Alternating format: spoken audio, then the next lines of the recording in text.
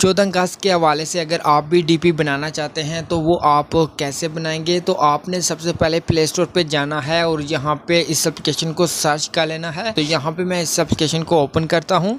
Open करने के बाद यहाँ पे एक लोडिंग होगी और उसके बाद फिर से आपके पास एक न्यू पेज ओपन होगा और यहाँ पे आपको एक बटन मिलता है क्रिएट डीपी। आपने इसके ऊपर क्लिक करना है। तो यहाँ पे आपको ए से लेके जेड तक तमाम कैपिटल लेटर के अंदर आपको फ्रेम मिल जाते हैं। जिस भी नाम से आपका फ्रेम यहाँ पे है आपने उसको सेलेक्ट करना है। सेलेक्ट करने के बाद यहाँ पे आपको एक फ़ोटो मिलेगी। अगर आप अपना फ़ोटो लगाना चाहते हैं तो नीचे आपको गैलरी का ऑप्शन दिया गया है, आप इसके ऊपर क्लिक करके अपने फ़ोटो को ऐड कर सकते हैं। इसी के साथ आपको फ्रेम का ऑप्शन दिया गया है।